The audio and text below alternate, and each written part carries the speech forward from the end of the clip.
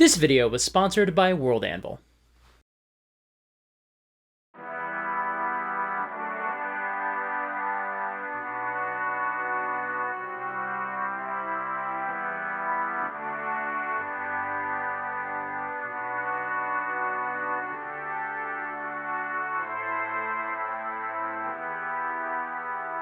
What is the theme of the first Star Wars movie? Well, there are a bunch of possible answers to this. Good versus evil, old versus new, westerns and samurai films are cool, but I think one of the central themes of that first Star Wars movie is belief. Or maybe the better word is faith.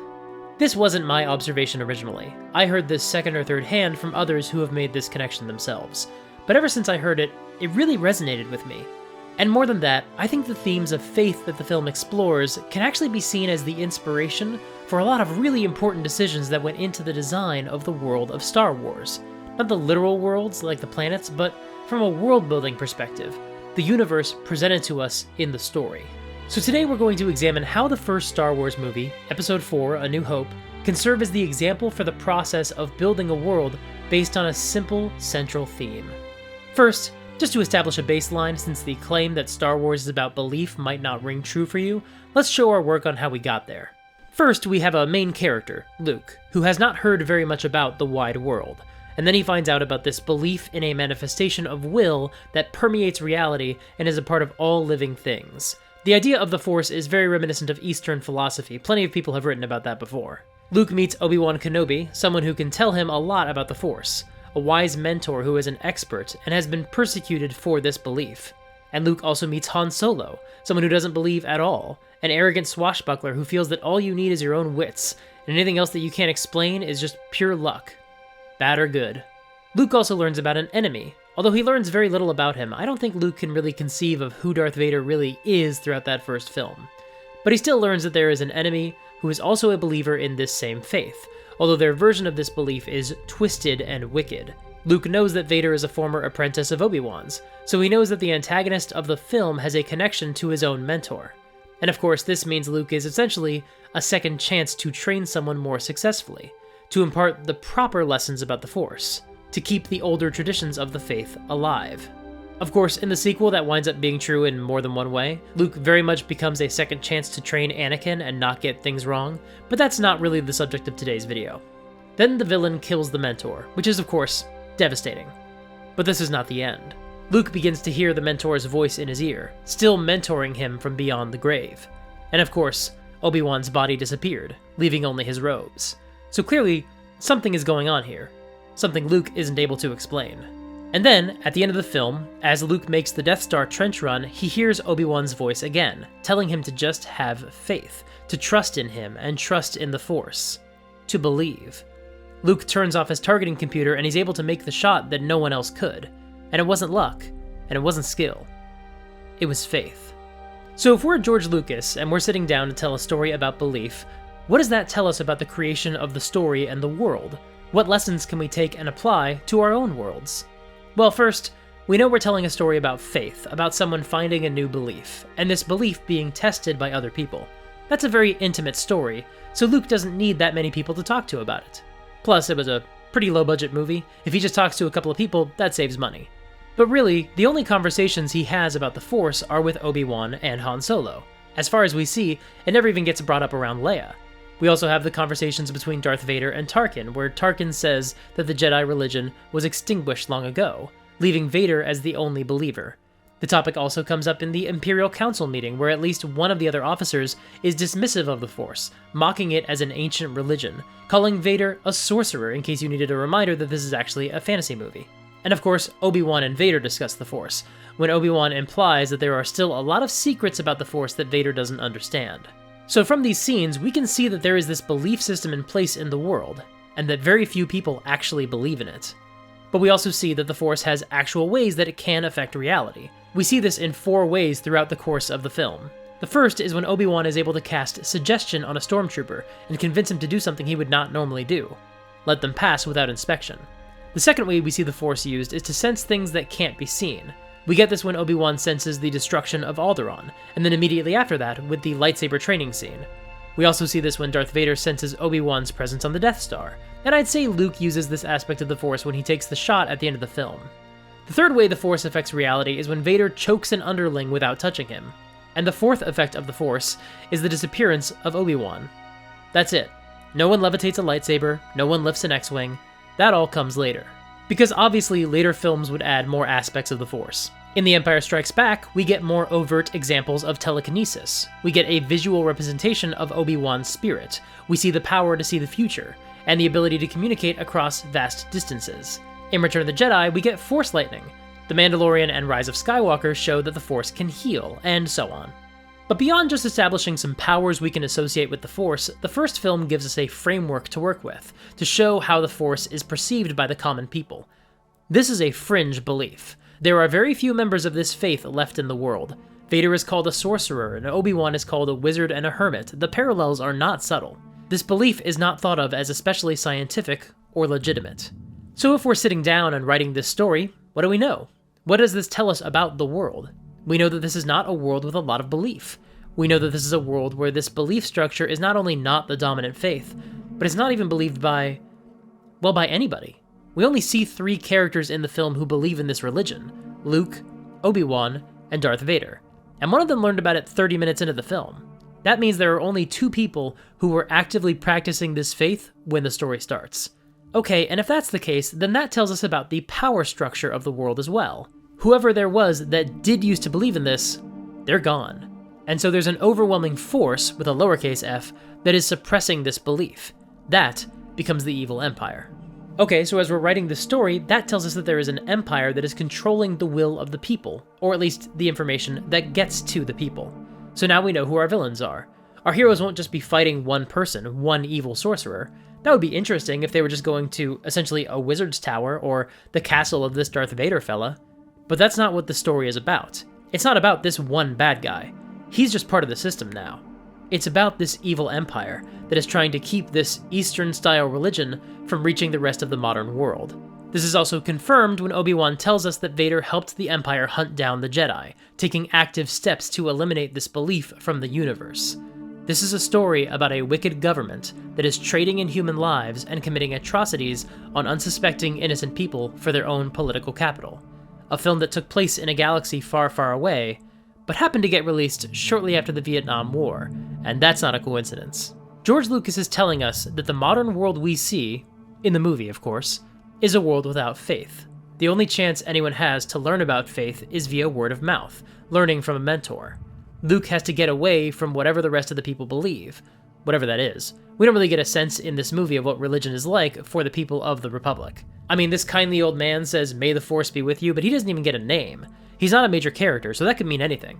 In this first film, we don't know yet how popular the Force is or how long ago the Jedi were killed, although we can determine it was sometime after Luke was conceived, but probably before Luke was old enough to know or remember his father. But for the purposes of this film, we don't know the rebellion's relationship with the Force. This old man saying, "May the Force be with you," could be their equivalent of Godspeed. Someone in our world could say Godspeed, and I wouldn't necessarily assume they believe in the Christian God or whatever. It's just an expression. Or it could be the rebellion's way of thumbing their nose at the Empire. They might be saying, "May the Force be with you," whether they believe it or not, because they know it's something the Empire would not want them to say. It could be that they are all practicing members of the Force, and that the Empire just hasn't reached them yet. It could be that it's just a good catchphrase and the writers wanted to get it into the movie one more time before we hear it from Han Solo. From a narrative perspective, it gives Han a chance to hear someone else mention the Force besides Luke and Obi-Wan. And then, when Han tells Luke, "May the Force be with you," that shows the progression of his character. Sure, he might not have been listening to Obi-Wan, but he's starting to listen now. He's possibly starting to believe. Perhaps not in the Force, but maybe in other people. Now that we've solidified some aspects around our theme, that theme can continue to establish more world building. Because how likely is it that Luke is going to run into another Jedi? Well, we know from all the work we've already done that this is a fringe religion, so it would have to be pretty unlikely. And that's confirmed in the next film, when Luke actually has to go seek out the only other living Jedi he can find. He's not just going to cross paths with someone who believes in the Force, and certainly not someone knowledgeable enough to train him further. And that also tells us something else. If there aren't a lot of other Force practitioners out there, choking people and casting friends on stormtroopers, then the fact that some people can do that is remarkable. which means then that this is a world where people cannot do extraordinary things. When Luke blocks the blasts from the remote, Han claims this is luck, rather than just something the people of this world can do. That's illuminating. We can't take that for granted because this is a world with aliens in it. We don't know what the rules are. Maybe all humans can do magic. Stranger things have happened in fantasy worlds. The point I'm trying to make is that there are no borders when Star Wars begins. No boundaries have been drawn, no walls have been built. And as the film unfolds and more films get made, more boundaries and walls get drawn as more details need to be established. But at the beginning, the boundaries are really far apart. We don't know anything yet. We have bought a ticket to watch Star Wars, the weird, wacky fantasy film. So as the film goes on, it has to tell us, okay, the Force exists, but only a few people are aware of it or know anything about it. And that tells us this, that this is a small, modest group of people of a small faith, and that they are oppressed. It also tells us that the Empire is hypocritical, which isn't surprising if you know anything about politics. But they're hypocritical because they're working with someone who is a believer in the Force, a member of the Jedi religion. That's how it's presented at the time. It would be years until we learned the word Sith. But we know Vader is an evil version of what the Jedi are, and the Empire is working with him while simultaneously suppressing any knowledge of the Force by slaughtering the people who practice it. So now, as we're writing our story and building our world, we know something else about the Empire. Now we know what they're willing to do to control narratives, and that comes into play in other ways as well. As we meet Princess Leia and we see the destruction of Alderaan, we are told explicitly that the Empire is trying to control people.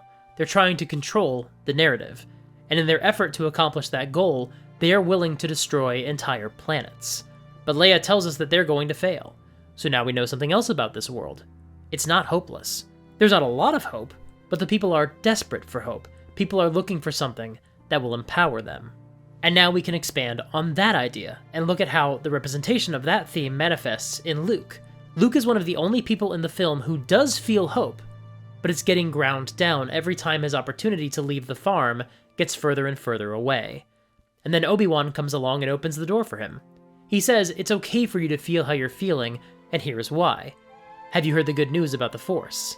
That's how the idea of hope ties in with the idea of faith and belief, and becomes, in my mind, the core theme of the first Star Wars film. And through all of this, we can extrapolate what Star Wars is. Star Wars is a world with magic, but only barely. Star Wars is a world where the magic system is robust and powerful, and the Force can be used to accomplish amazing things. But because of all the boundaries that have been placed around it, the Force can't be used to solve all of your problems. What are those boundaries? Well, not everyone knows about it. The bad guys are after it. The believers were all slain. The world is being ground down. The people are being ground down to not feel hope. They still feel a little, but right now the Empire is winning. And Luke has to take the lessons of Obi-Wan and the strength of Leia and change the world. Star Wars is not just a hero's journey. It's also about finding faith and belief. So to make that story as dramatic as possible, Lucas created a world where belief is literally considered a revolutionary act. They establish a villain that is opposed to this religion, presumably opposed to many religions, but we only learn about one throughout the film. And that religion is effectively forbidden from being practiced, thanks to the evil Empire. Think about your story, your novel, or your game. What themes are you trying to express? In my D&D games, I tell a lot of stories about the old world versus the new world. People who believe that we should return to the way things used to be, or maybe the way they perceive things used to be, versus the people who want to push things forward. That's also how I view the real world. I think we can see versions of this conflict present across so many aspects of the world around us. Not just politically, although, yes, clearly one United States political party wants to return to a perceived status quo and the other wants to push forward toward what they view as a more optimistic future. But even in smaller conflicts in our lives, I see this tension present itself. And that's not a tension that always presents the same sides as good or evil. For example, you can argue that Obi-Wan and Yoda training Luke is a version of the old world trying to push against the new, hostile version of progress presented by the Empire. Same with Lord of the Rings, where Saruman represents a new vision for the world, and the good guys are trying to stop him from doing destructive damage. That's why I like to use this theme in my games, because it's so versatile and feels so authentic to me. It's a theme that has many different iterations and interpretations, and a lot of rich story potential. So a lot of my world building establishes that there was an old world that people thought was better, and then something happened, and it was lost. So what happened? Maybe it was a cataclysm, or the rise of a tyrannical government, or maybe it was the creeping moral decay of the past 1,000 years. But now, some people want to bring the world back to that perceived better world from the past. Maybe they're even trying to undo what happened, or bring back ancient forces from before the world went in a direction they didn't like. But others are just trying to survive in the new system, and trying to make that better, rather than looking backwards. They might be much more focused on trying to prevent another crisis like what happened to the old world. Or maybe they ultimately think it's a good thing that they aren't living under the old system, because they don't believe it was as good as others do. They want to push things forward and maintain a new trajectory. And when I say this manifests a lot in my world building, I mean that I represent this idea through factions and religions and countries and cultures, where the people in charge have one of these two things in mind. Either they are trying to maintain and hold on to what they think is theirs, what they deserve according to their standing and their station, or they're trying to push forward and gain status and station that they did not have. Because really, standing and station are what drives politics in general. So then you get the enemies of these factions. Where do they land on this conflict? If a corrupt town has seen a rebellion and the tyrants have been cast out by revolutionaries, the adversaries of that story are probably the people who are trying to reclaim what they believe they've lost. And vice versa. If the bad guys are trying to remake the world in their own image or carve their names into the moon, the good guys are trying to keep that from happening and hoping to return to a more safe and protected society. That's just an example of how I use that specific theme in my world building, but there are a million ways we can interpret themes and major ideas to create our worlds. This is just scratching the surface, but it's something I think about a lot. Honestly, your homebrew world has themes in place whether or not you realize it. And the themes and ideas that are important to you are going to manifest in unexpected ways as you flesh out your setting. If you can start to be aware of that, you can use this approach to make your world even more interesting. Because you can then make a world where the themes are really explicit and profound. Of course, I know that the idea of world building can seem really daunting. Sure, today's video can help you know where to start, but how can you get your ideas in order? How can you present these ideas to your players, or have them available through easy access when you're writing your manuscript? Well, lucky for you, today's video is sponsored by World Anvil. World Anvil is an online toolkit that gives you everything you need to create your world. One feature I really love is their Chronicles tool. It gives you the power to set up multiple timelines and link events to the maps you upload. It's a great way to keep track of different characters' backstories and villains' plans and agendas without muddling them all in the same timeline. For example, if you're telling a story like Return of the Jedi, you might make a timeline for the Death Star construction and keep a timeline for the Han Solo rescue mission the heroes are trying to pull off. When something important happens that changes things, like when Vader rolls into the Death Star and tells them to double their efforts, you don't have to scrap all of your events and remake the entire timeline, or go item by item and check to see which events are going to be impacted and which aren't. You can have a Death Star timeline. Just select that one and start moving dates around, and it won't impact anything you've recorded from the Jabba the Hutt side quest. It's so useful, I really recommend it. And World Anvil is offering a discount to the viewers of this channel. If you visit worldanvil.com/supergeekmike and use the promo code SUPERGEEK, you can save 40% off of your first subscription payment. Once again, that's worldanvil.com/supergeek and use the promo code SUPERGEEK. Thank you so much to World Anvil for sponsoring this video. Thank you so much for watching. I hope you're having a nice Star Wars day. If you're interested in more world building, you might like to know that my patrons who support me at $3 a month are getting monthly live streams where I flesh out more detail about my next D&D campaign setting, building a world live on stream. It's a great way to show off my personal process, which might help give you ideas for your own world building endeavors. I also answer questions on stream about anything, not just world building, so if that sounds cool to you, come check out the Patreon. If you can't support me financially, that's okay. You can still help me out by subscribing and ringing the bell. It really helps support the channel by promoting it to more people. You can also hang out with other viewers by going to my Discord channel. I logged in recently and there are world building threads with weekly discussions of prompts and threads as people share their own worlds. I literally had no idea the Discord members were doing that. They did that all on their own and it's so awesome. That community has become so cool and I barely have anything to do with that. That's just the moderators and the community members being awesome. You can also sign up for my newsletter to get some of my updates and announcements, and follow me on Twitch for weekly live streams.